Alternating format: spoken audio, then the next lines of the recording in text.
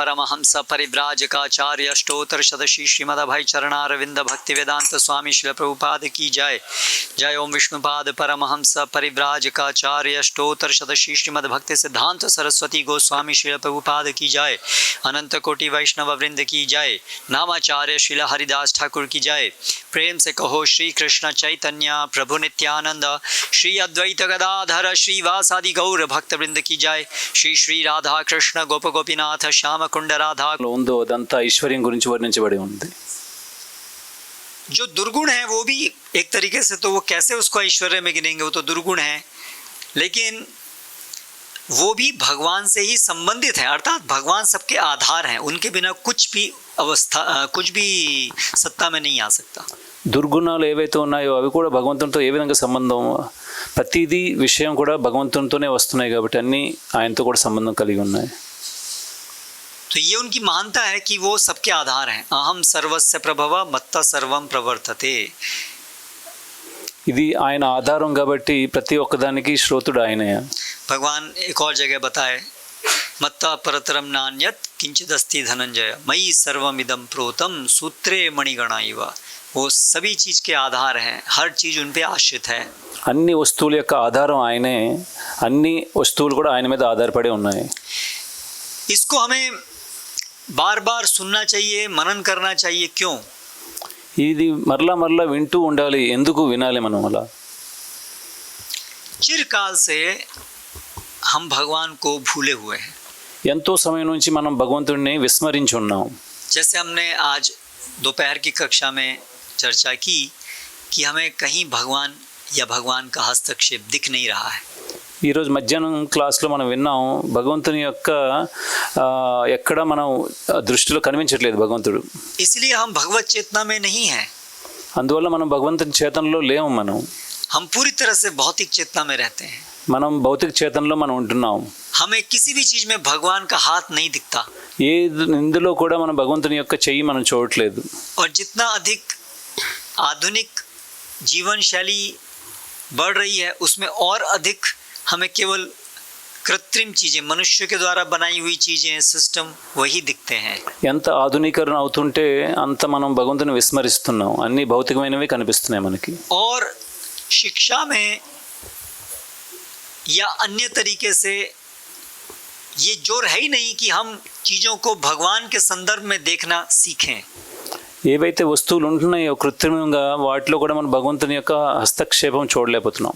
इसके विपरीत जोर यही है, आदमी ने ये बनाया, अभी आदमी ने ये बनाया, अभी हमने ये बनाया, अभी हमने ये बनाया, तो इस तरीके से हमारी चेतना और अधिक भगवान से दूर होती जाती है। మన చేతన భగవంతునితో చాలా దూరం అయిపోతుంది. ఎందుకంటే ఈ మనిషి ఇది తయారు చేశాడు, అది కనుక్కున్నాడు, అదే విషయాలు మనం చర్చిస్తున్నాం. तो जब ऐसा प्रशिक्षण रहेगा पूरे जीवन भर तो स्वाभाविक है कि अंत में क्या होगा, नारायण स्मृति तो नहीं होगी। ఇలాంటి శిక్షణ ఇప్పుడు భౌతిక జగత్లో ఉంటే మనం ఎలా నారాయణని స్మరించగలం అంత సమయంలో? एतावान सांख्य योगाभ्याम स्वधर्म परिनिष्ठया जन्म लाभ परपुंसाम अंते नारायण स्मृति ही। इस श्लोक के अंतर्गत बताया गया है कि योग साधना, हमारा स्वकर्म इत्यादि सभी का की सफलता है यदि उसके कारण अंत में हमें नारायण स्मृति हो पाए। ఈ శ్లోకంలో చెప్పబడినట్టు మనం చేస్తున్న యోగ సాధన కానీ కర్మకలాపాలు కానీ అన్నిటికీ యొక్క అంతిమ లక్ష్యం నారాయణని స్మరించడం అంత సమయంలో. लेकिन वर्तमान समय में तो पूरा आयोजन इस प्रकार से है कि नारायण स्मृति के लिए कोई जोर नहीं है, कोई प्रोत्साहन नहीं है, बल्कि उसके उल्टा है। ప్రస్తుత సమయంలో మొత్తం వ్యవస్థ ఎలా ఉందంటే భగవంతుని స్మరించే అవకాశం అనేది లేదు. हम सभी ऐसे ही माहौल में, परिस्थितियों में रह रहे हैं। మనం అందరం ఇలాంటి పరిస్థితుల్లోనే ఉంటున్నాం.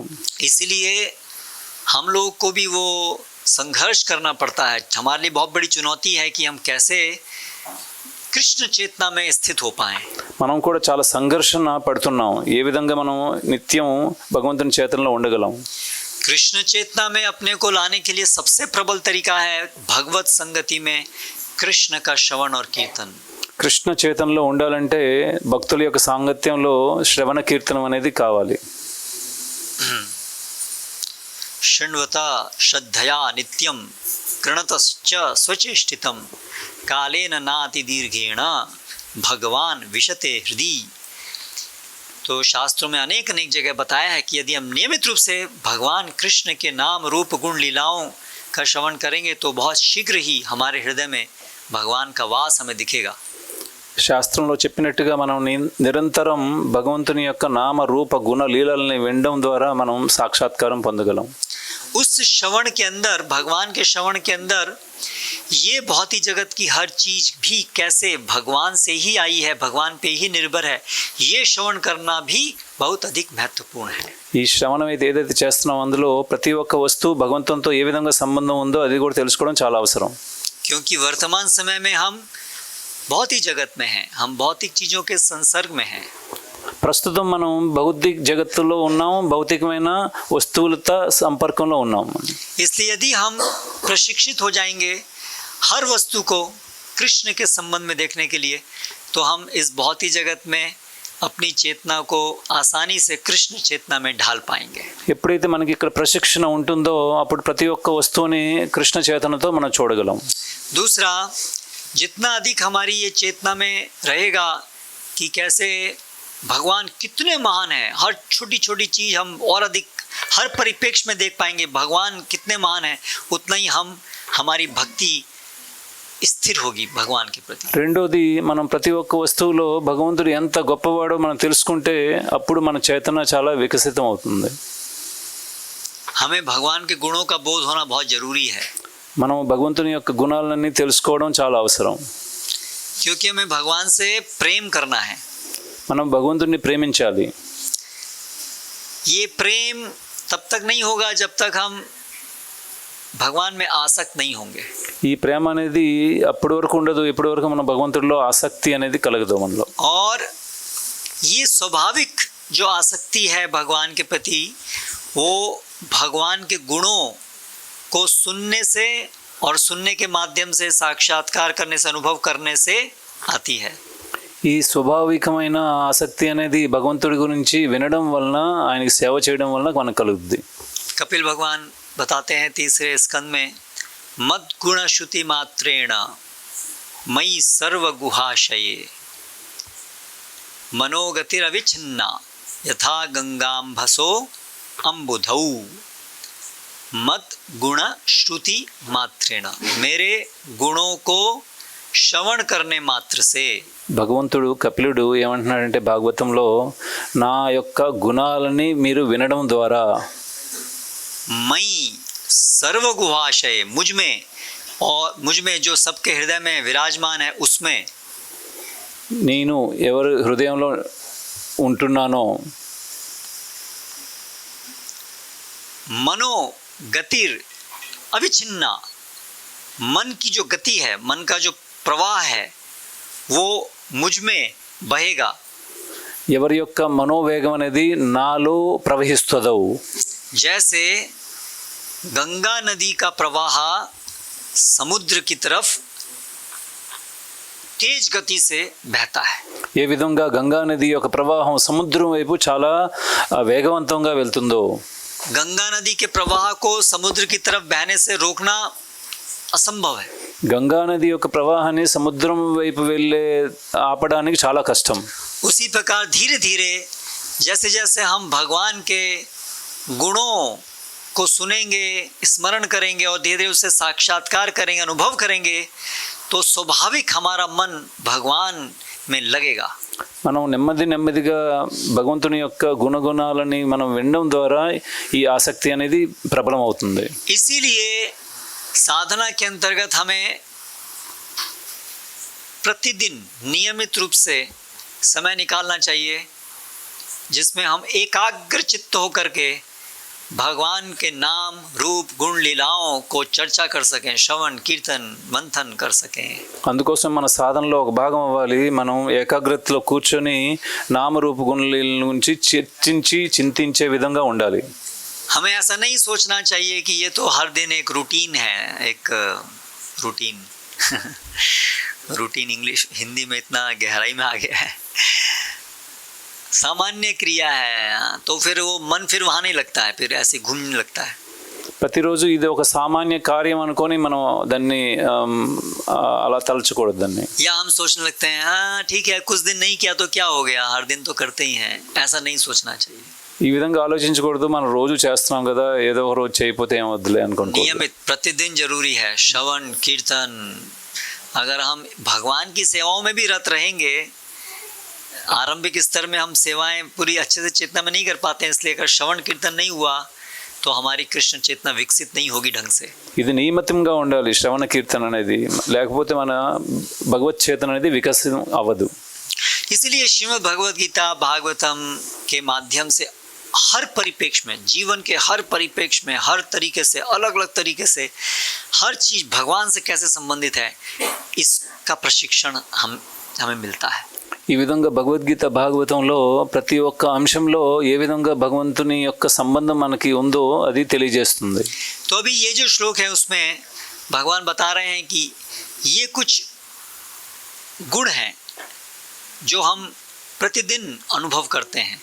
ఈ శ్లోకంలో భగవంతుడు ఏం చెప్తున్నారంటే ఈ రకరకాల గుణాలు చెప్పబడ్డాయి, అవి మనం రోజు అనుభవిస్తున్నాం. ये सब गुण भगवान के ही कारण हैं, इनका आधार भगवान ही हैं. ఈ గుణాలన్నిటికీ కారణం భగవంతుడే, ఆయన ఆధారం వలన ఇవన్నీ జరుగుతున్నాయి. इसलिए जब भी हम कहीं पर ये गुण देखें तुरंत हमें स्मरण हो, अच्छा ये इस गुण के माध्यम से हम भगवान का दर्शन कर रहे हैं.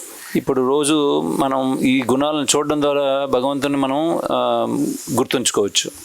तो सबसे पहला जो गुण इन श्लोकों में वर्णित हुआ वो है बुद्धि. ఈ శ్లోకంలో మొదటి గుణం చెప్పబడింది బుద్ధి గురించి. श्रील प्रभुपाद तात्पर्य में लिखते हैं नीर शीर विवेक करने वाली शक्ति, अर्थात दूध और पानी को जो अलग कर सके ऐसी शक्ति. శ్రీల ప్రభుపాదులు ఈ తాత్పర్యంలో రాస్తున్నారు, ఏ విధంగా నీటిని పాలని వేరు చేసే శక్తి మనం తెలుసుకోగలం అందులో. तो ये एक उपमा है. एक जैसे हंस जो होता है उसके अंदर ये गुण होता है कि यदि उसमें पानी और दूध मिला हुआ है तो वो केवल उसमें से वो दूध अलग कर सकता है, ऐसी उसके अंदर शक्ति होती है. ఇందులో ఉపమానం చెప్పబడింది, ఏ విధంగా ఒక హంస దాని ముందు పెడితే ఈ నీరుని పాలని వేరు చేయగలదు. तो उसी प्रकार बुद्धि का कार्य है सही और गलत में भेद करना. అందువలన బుద్ధి యొక్క ముఖ్యమైన కార్యకలాపం ఏంటంటే తప్పు ఒప్పు మధ్య భేదం తెలుసుకునేది. तो सामान्य रूप से आए दिन चर्चा होती है, ये सही है ये गलत है, ऐसा होना चाहिए ऐसा नहीं होना चाहिए. ప్రతిరోజు మనం చర్చలో వస్తుంటుంది, ఇది ఇలా చేయాలి అలా చేయకూడదు, ఇది తప్పు ఇది ఒప్పు అని తెలుసుకోగలుగుతున్నాం. न्यायालयों में यही विषय है, न्यायाधीश बैठे हैं, सही है गलत है, ये आपने सही नहीं किया, ये किया गलत किया सही किया, यही निर्णय लेने के लिए. న్యాయాలయాల్లో కూడా అక్కడ జడ్జి ఇదే చూస్తారు, ఎవరు కరెక్ట్ చేశారు ఎవరు తప్పు చేశారు ఎవరు ఒప్పు చేశారు. प्रतिदिन हमारे जीवन में हम कुछ देखते हैं, हमें सोचना पड़ता है ये सही हो रहा है नहीं हो रहा है, या हम कुछ कार्य करने जा रहे हैं, ये कार्य मुझे करना चाहिए नहीं करना चाहिए. ये बहुत प्रतिदिन हमें आवश्यकता है इस की कि हम भेद कर पाएँ सही और गलत में. ప్రతిరోజు మన కార్యకలాపాల్లో ఎన్నో విషయాల్లో మనం ఈ తప్ప ఒప్ప అనేది ఎంతో మనం చూడాల్సి వస్తుంది. तो ये बुद्धि बुद्धिर सारथिम विद्धि. हाँ, तो बुद्धि को सारथी बताया गया है, जो हमारा ये शरीर रूपी रथ में हम सवार हैं उसकी सारथी है बुद्धि. ఈ శరీర రూపమైన ఈ శరీరం అంటే దీనికి రథానికి సారథి బుద్ధి చెప్పబడి ఉంది. सारथी का कार्य होता है घोड़ों को स्टीयर करना, अर्थात दिशा देना, कहाँ जाना है कहाँ नहीं जाना है, ये सारथी का काम होता है. సారథి యొక్క ముఖ్యమైన కార్యం గుర్రాలని ఏ దిశలో పోవాలో నిర్ధారిస్తారు. तो उसको पता होना चाहिए कि लक्ष्य कहाँ है, मुझे कहाँ जाना, तभी वो निर्देश दे पाएगा. సారథికి ముఖ్యంగా దిశ నిర్దేశం అనేది తెలియాలి. और न केवल उसको लक्ष्य पता होना चाहिए बल्कि उसके लक्ष्य के पहुंचने में कहीं पर भी बाधा आई, उस बाधा में उसे क्या करना है, लक्ष्य तक पहुंचना है, लेकिन ऐसे जाना है कि ऐसे करना है, उस परिस्थिति में क्या करना है, ये सब भी उसको पता होना चाहिए. ఒక్క లక్ష్యమే తెలుసుకోకుండా ఈ మధ్యలో ఏమేమి అడ్డంకులు వస్తాయో అవన్నీ తెలుసుకోవాలి. विशेष रूप से आप देखिए, जैसे भगवान सारथी का कार्य करते हैं, युद्ध में विशेष रूप से सारथी बहुत बहुत दक्ष होना चाहिए, तभी अच्छा सैनिक युद्ध जीत पाएगा, यदि उसका सारथी भी अच्छा होगा. ఏ విధంగా భగవంతుడు శ్రీకృష్ణుడు కూడా సారథి అయ్యారు. సారథికి చాలా బాగా తెలియాలి, ఈ దక్షుడై ఉండాలి.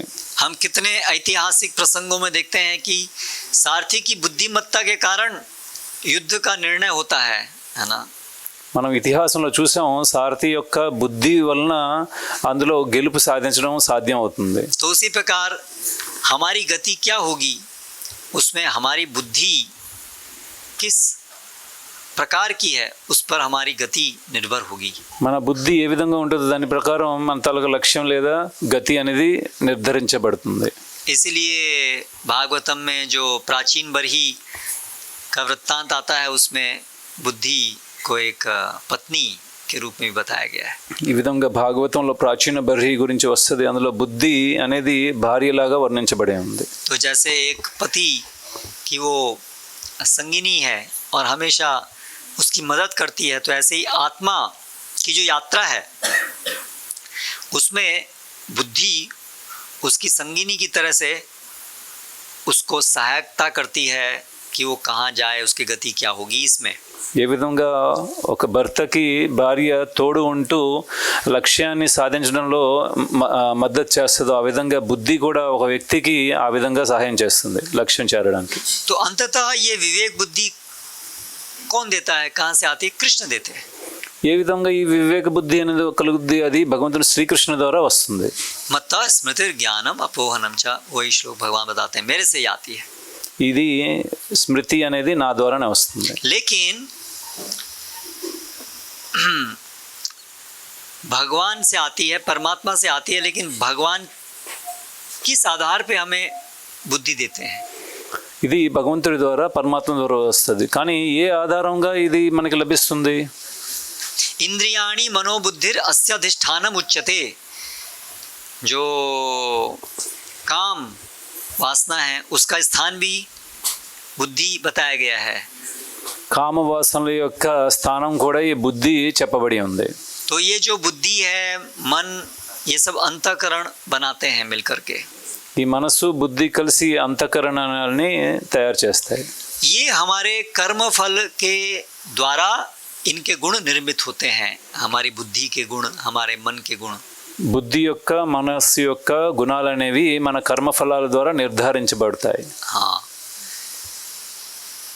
तो जो कर्म फल के अनुसार जिस प्रकार के गुणों में हमारी बुद्धि मन निर्मित होती है, भगवान मतलब गुण का सहारा लेकर के, कर्म का सहारा लेकर के उस प्रकार की बुद्धि को विकसित करते हैं जीव के अंदर. మన కర్మఫలాలు అనుసరించి బుద్ధి వినియోగించడం ద్వారా మన తాలూకా లక్ష్యం అనేది నిర్ధారించబడుతుంది.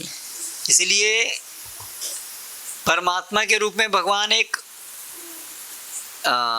సాక్షి, न्यूट्रल, एक निष्पक्ष रूप से बैठ करके जैसा जैसा कर्म फल किया, जिस प्रकार के गुणों में उस आत्मा की बुद्धि होनी चाहिए, वैसी बुद्धि वैसा मन उसको दे देते हैं. భగవంతుడు పరమాత్మ స్వరూపమున హృదయంలో కూర్చొని మనం చూస్తున్న కార్యకలాపాలను చూసి మనకి బుద్ధిని ఇస్తుంటారు. लेकिन इसके अतिरिक्त एक शुद्ध सत्व में एक हमारी जो अपनी स्वाभाविक बुद्धि है, वास्तविक बुद्धि है, वो भी है, जो तीनों गुणों से अलग है. దీంతో పాటు మన వాస్తవికమైన స్వాభావికమైన బుద్ధి కూడా మనం కలిగి ఉన్నాం. हम जो आत्मा है, अपनी स्वच्छ अवस्था में, आत्मा का मतलब आत्मा बुद्धि, आत्मा मन, ये सब इंद्रियां, ये सब स्वच्छ अवस्था में वो स्वच्छ आत्मा है. మనం స్వచ్ఛ విధంగా చూస్తే మనం స్వచ్ఛ ఆత్మ, స్వచ్ఛ బుద్ధి, స్వచ్ఛ మనస్సు అనేది కలిగి ఉన్నాం మనం. वो अभी जो हमारी अपनी जो हम है खुद बुद्धि, वो अभी आच्छादित है इस भौतिक बुद्धि से. ఇప్పుడు మన ముఖ్యమైన మన స్వయం అనేది బుద్ధి అనేది కప్పబడి ఉన్నది ఈ భౌతికమైన బుద్ధి ద్వారా. इसलिए जो सामान्य रूप से व्यक्ति काम करते हैं वो भौतिक बुद्धि से ही काम करते हैं, वो भगवान देते हैं और वो उनके कर्मफल के द्वारा बुद्धि निर्मित होती है. సామాన్యమైన కార్యకలాపాలు ఏవైతే చేస్తున్నారో వాళ్ళు భౌతికమైన బుద్ధి ద్వారా చేస్తారు. భగవంతుడు వాళ్ళు చేసుకున్న కర్మఫలాల నుంచి ఈ భౌతికమైన బుద్ధిని కలిగిస్తారు. इस आधार पे आप देखेंगे तो भगवत गीता में 18वें अध्याय में भगवान सत्वगुण के अंदर बुद्धि, रजोगुण के अंदर बुद्धि और तमोगुण के अंदर बुद्धि कैसी कैसी होती है, उसके गुण क्या क्या होते हैं, इसकी व्याख्या करते हैं. భగవద్గీతలో 18వ అధ్యాయంలో భగవంతుడు ఏమని చెప్పారంటే సత్వగుణంలో, రజోగుణంలో, తమోగుణంలో ఏ విధంగా ఈ బుద్ధి కార్యకలాపాలు చేస్తుందో చెప్పబడి ఉంది. प्रवृत्तिं च निवृत्तिं च कार्य कार्य एव च बंधम मोक्षम च ये वित्ति बुद्धि सा पार्थ सात्विकी. भगवान बताते हैं सात्विक बुद्धि अर्थात जो सतोगुण से निर्मित बुद्धि है वो कैसी होती है. ఇందులో సత్వగుణంతో నిర్మింపబడిన బుద్ధి ఏ విధంగా ఉంటుందో తెలియజేయబడింది. प्रवृत्तिं च निवृत्तिं च कार्य अकार्य, क्या शास्त्र के अनुसार, भगवान की इच्छा के अनुसार, धर्म के अनुसार क्या करना चाहिए, कोई परिस्थिति में क्या नहीं करना चाहिए. बंधम मोक्षम, क्या करने से बंधन आएगा जगत में, क्या करने से मोक्ष मिलेगा, ये बुद्धि जो, ऐसी बुद्धि जो ये जानती है और उसके अनुसार मार्गदर्शन देती है वो सात्विकी बुद्धि कहलाती है. భగవంతుని అనుసరించి ధర్మం అనుసరించి ఎవరు ఏది చేయాలి ఏది చేయకూడదు దాని ద్వారా మనకి బుద్ధి అనేది కార్యకలాపాలు చేస్తుంది. तो सामान्य लोगों में आजकल हम क्या ऐसी बुद्धि देख रहे हैं. మనం ఇప్పుడు సామాన్యమైన ప్రజల్లో ఇలాంటి బుద్ధి మనం ఏమైనా చూడగలుగుతున్నామా? बंधन मोक्षम नहीं जानते हैं कोई, क्या करने से बंधन होगा, क्या करने से मोक्ष होगा, नहीं. पैसा ज़्यादा कैसे मिलेगा, बस यही बुद्धि चलती है. ఇప్పుడు భౌతికమైన ప్రజల్లో ఏం చేస్తే బంధనంకి కారణం అవుద్ది, ఏం చేస్తే మోక్షం కారణం అవుద్ది అదేం తెలియదు. అందరూ డబ్బు వెనకే పడి ఉన్నారు. धर्मम अधर्ममिति वा, नहीं, धर्म क्या है, प्रवृत्तिं च निवृत्तिं च कार्य कार्य भया भये बंधम मोक्षम च ये वित्ति बुद्धि सा पार्थ सात्विकी. धर्मम क्या है, हाउ डज श्लोक, धर्मम धर्म वो तामसिक हो गया. धर्मम अधर्ममिति वा मन्यते तमसावृता सर्वार्थान विपरीतांश्च बुद्धि सा पार्थ तामसी. और फिर राजसी बुद्धि है अयथावत प्रजानाति बुद्धि सा पार्थ राजसी. धर्मे अधर्ममिति वा धर्मे अधर्मे च कार्य एव च अयथावत प्रजानाति बुद्धि सा पार्थ राजसी. जो धर्म इत्यादि कार्य इत्यादि में अयथावत सही प्रकार से निर्णय नहीं कर पाती शास्त्र के अनुसार. सही का अर्थ है शास्त्र के अनुसार, जो शास्त्र के अनुसार सही से निर्णय नहीं कर पाती है उसको राजसी बुद्धि कहा गया है. శాస్త్ర అనుసారంగా కాకుండా మనం చేసేది కార్యకలాపాలు ఏవైతే ఉంటాయో అవి రాజసికం అని అనిపిస్తుంది. तो देखिए सही और गलत का मानदंड है धर्म, शास्त्र, भगवान की वाणी, भगवान का निर्देश. తప్పు ఒప్పు దానికి ఆధారం ఏంటంటే శాస్త్రాధారంగా భగవంతుడు ఏం చెప్పారు. लेकिन आजकल सामान्यतः लोग क्या सोचते हैं, सही और गलत का मानदंड क्या है. ఇప్పుడు ప్రస్తుతం ఉన్న ప్రజలు తప్పు ఒప్పుకి వెనక ఏ విధంగా చూస్తారు వాళ్ళు. अभी कुछ समय पहले सुप्रीम कोर्ट ने, एक जज ने अपना वक्तव्य दिया कि कोई केस था, कोई वैवाहिक स्त्री किसी अन्य पुरुष के साथ उसका संबंध था, तो उसका कोई केस था. కొన్ని రోజుల ముందు సుప్రీంకోర్టు ఒక జడ్జి తీర్పు ఏమని ఇచ్చారంటే వివాహిత స్త్రీ ఇంకొకరితో సంబంధం పెట్టుకోవచ్చని. तो वो जज ने बोला कि ये भारत में जो संविधान है वो सब बनाया था, एक समय था जब सामाजिक रीतियाँ अलग थीं. अभी ज़्यादातर लोग जो हैं अभी अलग प्रकार सोचते हैं, तो अभी हमें आवश्यकता है कि हम परिवर्तन करें. ఆ తీర్పులో అతను ఏం చెప్పారంటే ఒకప్పుడు భారతీయ రాజ్యాంగం అనేది చాలా వెనుకబడి ఉండేది, ఇప్పుడు పరిస్థితులు బట్టి మనం కొన్ని మార్పులు చేయాల్సి వస్తుంది. तो सही गलत का आधार क्या हो गया, वोट. लोग ज़्यादातर लोग क्या सही मानते हैं, वो सही. అయితే తప్పు ఒప్పుకి ఆధారం ఇప్పుడు ఏమైపోయింది, ఓట్స్ గురించి ఎవరు దేనికి ఎన్నుకుంటారో దాని ప్రకారం వెళ్ళిపోతుంది. शवरः वृष्टखरैः संस्तुतः पुरुषः पशु. तो मूर्ख लोग, ज़्यादा मूर्खों की संख्या बढ़ जाएगी तो मूर्खता सही हो जाएगी. ఎప్పుడైతే మూర్ఖులు ఎక్కువైపోతారో ఆ మూర్ఖత్వం అనేది నిజమైపోద్ది. यही आज हो रहा है, मूर्खों की संख्या बढ़ रही है. तामसिक लोग, अभी तामसिक चीज़ें जो हैं वो सही है और सात्विक चीज़ें गलत है. ఇప్పుడు మూర్ఖుల సంఖ్య పెరిగిపోతుంది, అందుకోసం తామసికమైన ఏవైతే ఆలోచనలు ఉన్నాయో అవే గెలుస్తున్నాయి.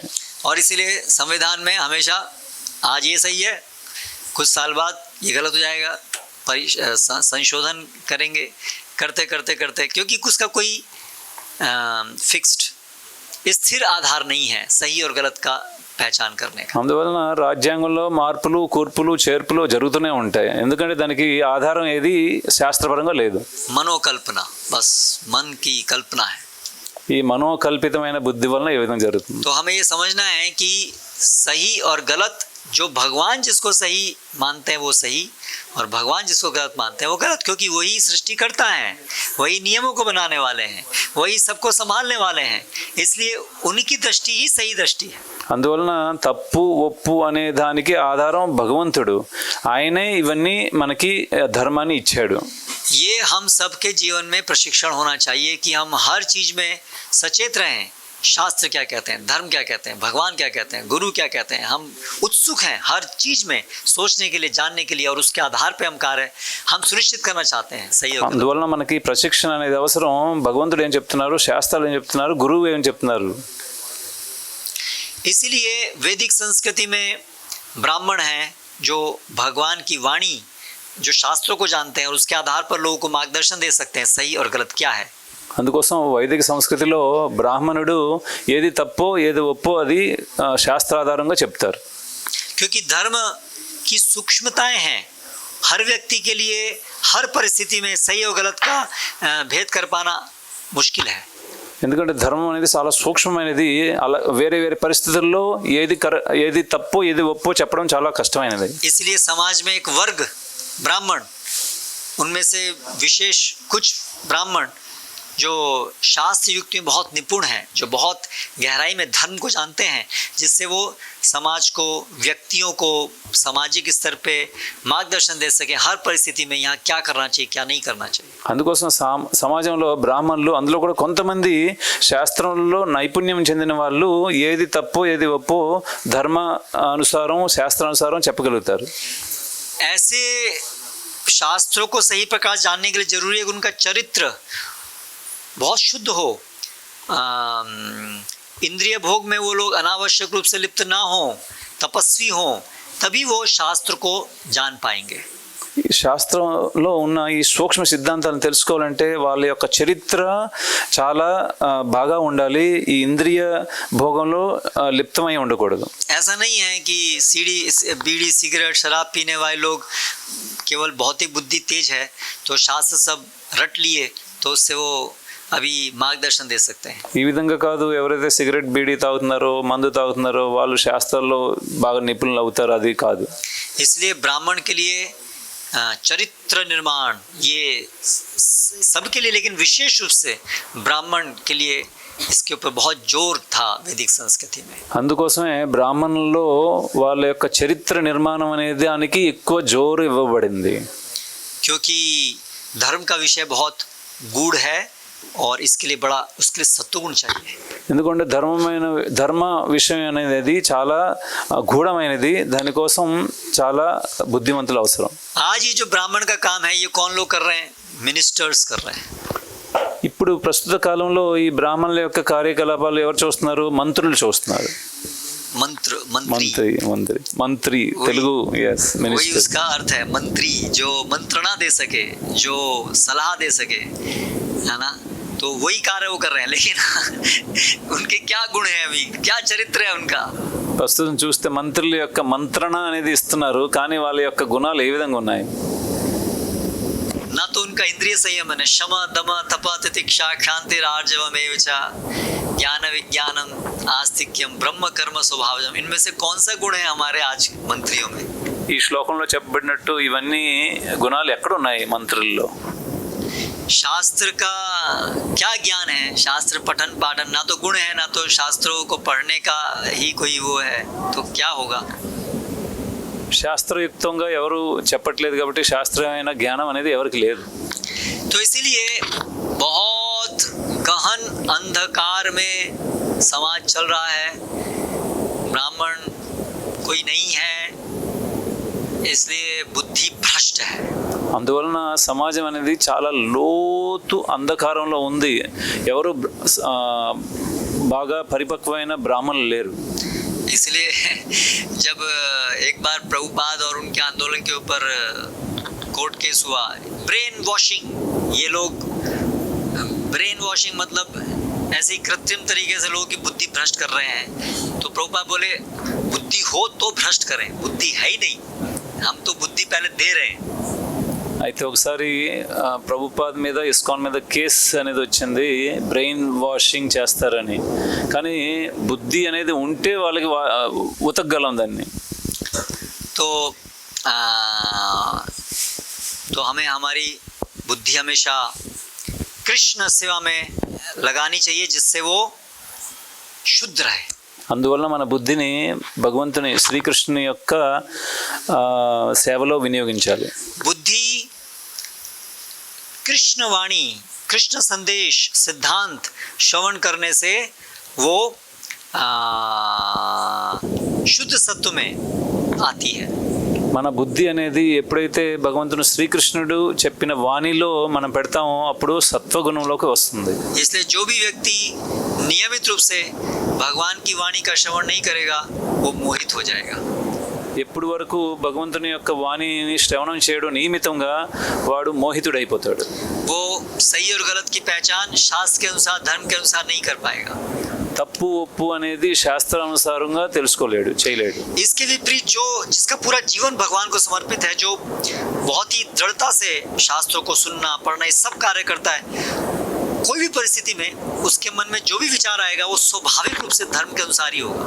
ఎప్పుడైతే నియమితంగా ఈ భాగవత శ్రవణం చేస్తాడో వాడు చేస్తున్న కార్యకలాపాలన్నీ శాస్త్రం అనుసారంగా ఉంటాయి. इसलिए कहा गया है धर्मस्य तत्त्वं निहितं गुहाय महाजनयेन गत सपंथा, कि धर्म से तत्व, धर्म का तत्व जो है उन महाजनों के जो इस प्रकार का अनुशीलन करते हैं भगवान का, उनके हृदय में स्थित है. అందుకోసం ధర్మం యొక్క తత్వాన్ని తెలుసుకోవాలంటే మహాజనుల ద్వారా తెలుసుకోగలం. इसलिए ये गता, वो जो गति जो पथ करते हैं उसके पथ का अनुसरण करना अपने आप में वो धर्म के अनुसार ही होगा. అందువలన ఆ మార్గంలో వెళ్తే అన్నీ ధర్మపరంగానే ఉంటాయి. तो सार रूप में ये बुद्धि हमारी सारथी है और हमें इसे हमेशा बलिष्ठ रखने के लिए नियमित शास्त्रों का श्रवण करना चाहिए. సారాంశం ఏంటంటే మన బుద్ధిని భగవంతుని యొక్క చేతనలో వినియోగించాలంటే ఎప్పుడూ శాస్త్రం అనేది నియమితంగా వింటూ ఉండాలి. हरे कृष्ण హరే కృష్ణ हरे कृष्ण. श्रील प्रभुपाद की జై.